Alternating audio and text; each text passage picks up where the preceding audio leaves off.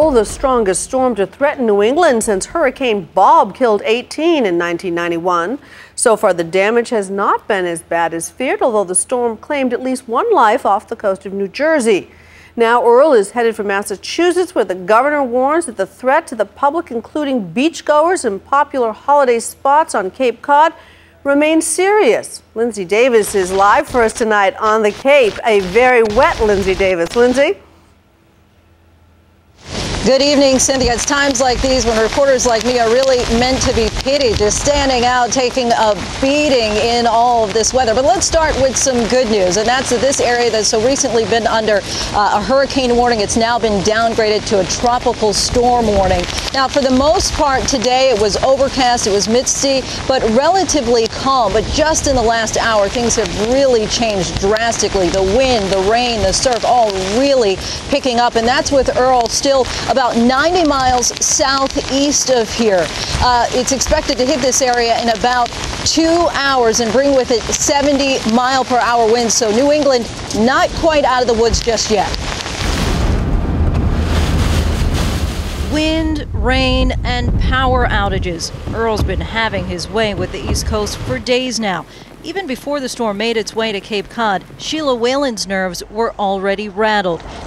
In her arms, she clings to hope that she's found a solution made out of plastic to keep Earl from ravaging her house. Why are you tarping inside the house? It doesn't make sense, but for me, it's peace of mind that if the tree comes down, I feel like I've done something.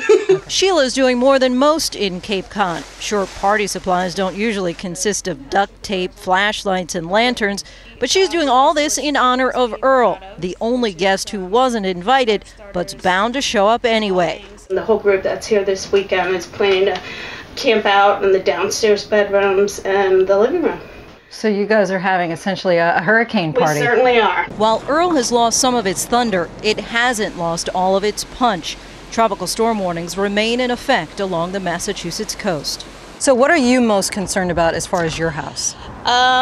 We haven't had a hurricane here, and a significant one since '91. Right. I don't know what to expect. I'm concerned about the trees. I'm concerned about the storm surge. I'm nervous in general. It had been a much stronger Category 4 storm earlier in the week, with sustained winds topping 135 miles per hour. Everyone who planned on enjoying Labor Day weekend in the Cape won't be. Hotels here have 50% occupancy during a weekend where the population normally swells by 50,000. Jordan Skolnick was part of the 10% of people who left. I thought maybe it would diminish a little bit, and then we just got too many calls from relatives telling us to evacuate.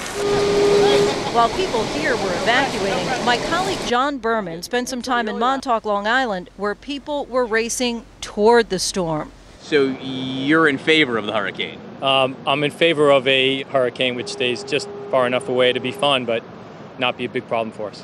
Hours ago, Earl turned deadly. In New Jersey, one swimmer was killed and another remains missing after being pulled in by strong riptides. For most normal human beings, like a hurricane coming is a time to, go inside, get out of the way. For you, it's a time to? Well, surf. Yeah. I mean, for all of us. I think there's a lot of normal human beings out here playing in the water, but yeah, it's definitely dangerous. I mean, the riptide's insane. Is this really safe? If you know what you're doing, it's safe, but it's not completely safe. I mean, even here, the current's so hard that if you actually get a little too far out, you can get shot out all the way out to sea in about 30 seconds. North Carolina was the first to realize the extent of Earl's power. Nightline followed Mark Saduth and Jess Bass, hurricane chasers for HurricaneTrack.com, as they captured images of Earl from their state-of-the-art storm-chasing truck. They've been hurricane hunting for the last 10 years, traveling right into the eye of the storm. We are getting pounded. The storm surge is coming in right now. We are getting blasted right now. For them, it's about getting the best pictures of the worst storms. This camera is streaming back live video, and it's streaming that shot right there. And what it's showing is an angry ocean. We'll see what it catches. Despite the flooded streets, damaged buildings, and downed power lines, Earl was far from the worst. which might have been a bit of a disappointment for them. But for the people on the Cape, it would be a blessing. There's still a long night ahead. For Nightline, I'm Lindsay Davis in Chatham, Massachusetts.